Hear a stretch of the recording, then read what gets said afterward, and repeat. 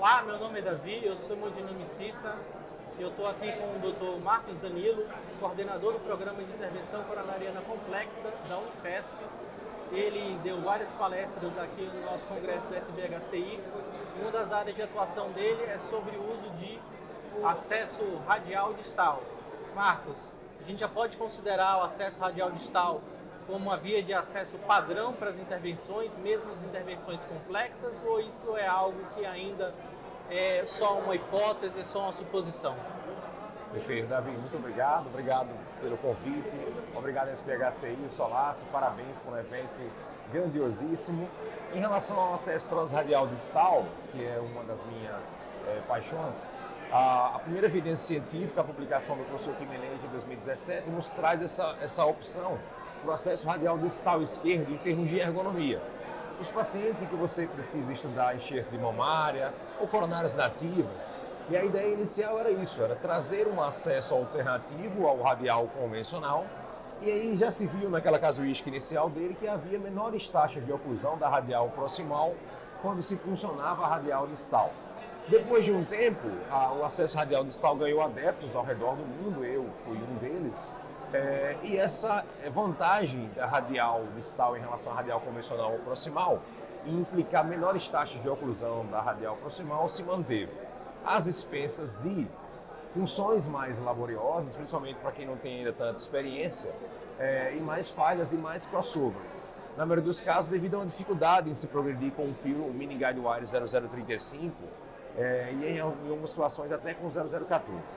Bom, com a adoção do radial distal como primeira opção, como default, o seu ranging de procedimentos começa a crescer. Porque uma vez que a bainha está inserida, a manipulação dos catéteres e a execução do procedimento parece bastante com a via radial proximal, convencional, tradicional, onde sempre se funcionou ao longo dos últimos 25 anos aí, desde o final dos anos 90, dos anos 80 com o professor Luciano Campo, no início dos anos 90 com o próprio Kimenez. Na minha experiência, sim, nós temos o registro Distraction, um registro que hoje conta com quase 6 mil pacientes, continuamente incluídos por 2 operadores. Eu sou o operador principal e o meu parceiro de Cath Lab, o Dr. Agnelson Navarro, também inclui pacientes. E nós temos toda a gama de pacientes. Acesso primário para angioplastias complexas, para CAT diagnóstico, bifurcação complexa com 6, 7 frentes, mesmo quando não se dispõe da tecnologia Glide Sheet 6 e 7, é possível funcionar com 5 ou com 6, avançar um 7 frente na maioria dos pacientes.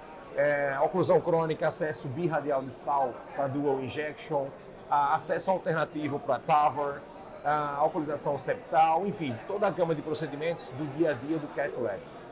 E para terminar, ainda não há uma recomendação formal de se adotar em nenhum guideline o acesso radial distal, o Distal Transradial Access, como primeira opção. Ainda, nas comparações, a gente teve uma meta-análise só com estudos randomizados no final de 2022, devido ao fato de haver ainda uma taxa de crossover maior, acho que por essa questão de experiência também de muitos operadores, por recomendação de guidelines, o acesso transradial proximal ou convencional continua sendo a primeira opção. Para quem já tem uma experiência grande e para casos selecionados, deve-se encorajar rotineiramente a adoção do acesso transradial distal devido a essas vantagens, principalmente de ergonomia para o operador e para o paciente, principalmente quando do left distal, no meu caso também para o right distal, de menos taxas de oclusão da radial proximal e uma hemostasia ainda mais rápida, ainda mais célere em relação à radial proximal. Eu diria que esses são os key points em relação ao acesso transradial distal. Tá bom, Marcos, eu queria agradecer por essa entrevista e pelas aulas que você nos forneceu aqui. Eu que agradeço. Muito obrigado e parabéns ao SBHCI e parabéns ao Davi.